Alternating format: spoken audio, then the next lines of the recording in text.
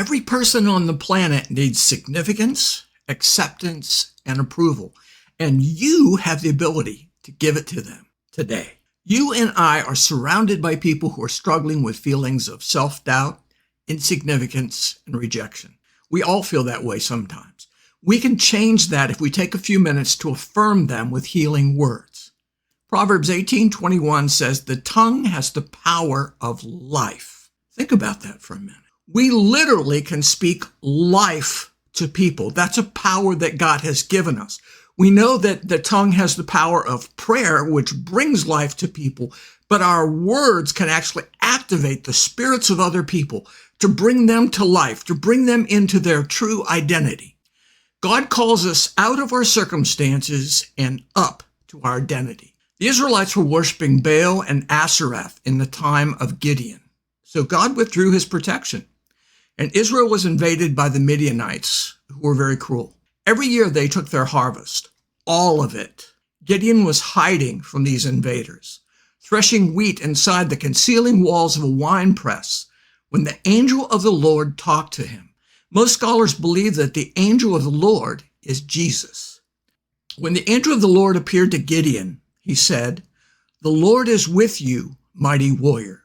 Judges 6:12. Then Jesus told Gideon he chose him to save Israel.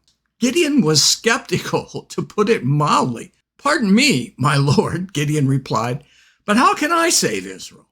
My clan is the weakest in Manasseh, and I am the least in my family."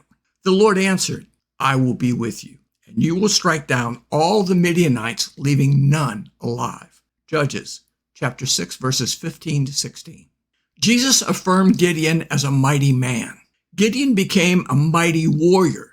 He went from obscurity to a man of great boldness. First, he destroyed his village's altar to Baal and the Asherah pole in the village, and he built an altar to God. Then he rallied the army of Israel and led them against the Midianites, and he defeated them. The Gideon who hid while threshing grain in a wine press didn't do that.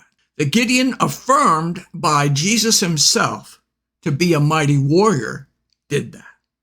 God speaks identity to us, and he often uses people to do that.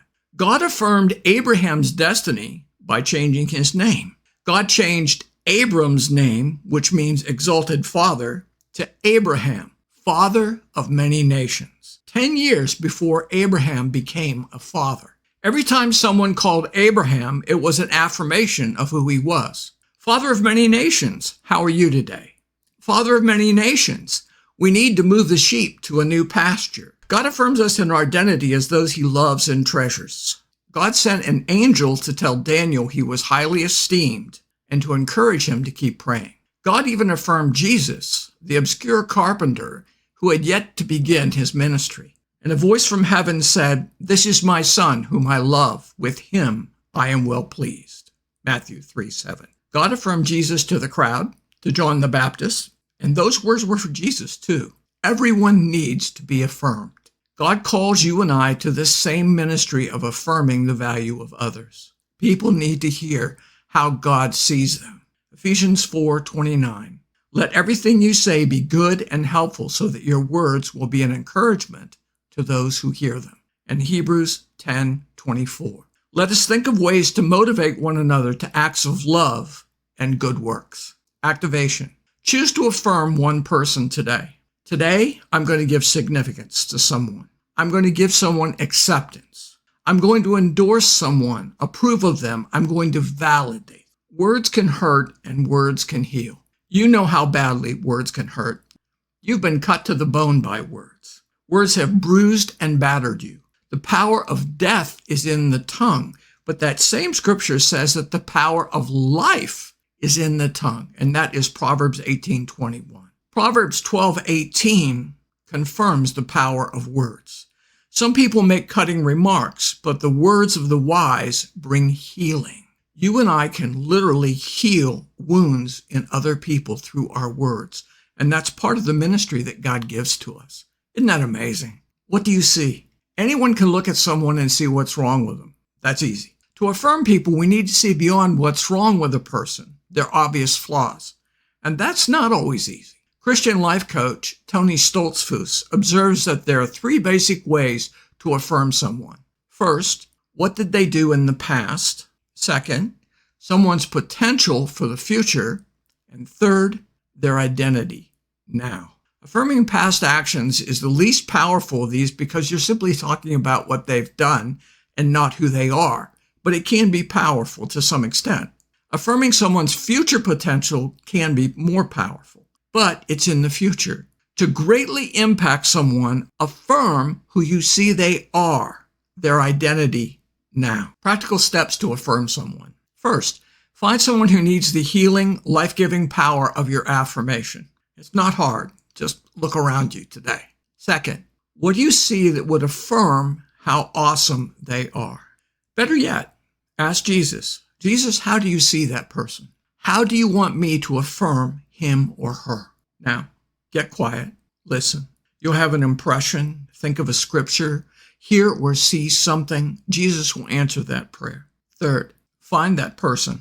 Affirmations are best done in person, not through text or even on the phone. If possible, go to them and give them significance, acceptance, and approval. Speak life, speak healing words to them. I've done this with groups of people as a trainer and a teacher, but I've also done it with people individually, and it's amazingly powerful. Sometimes people cry.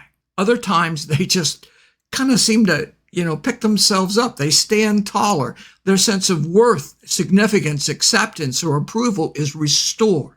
There really is life in your words. Please share what you did and how it impacted the person you affirmed in a comment to this video. Thank you for doing that. Oh, and please change the names to protect their privacy.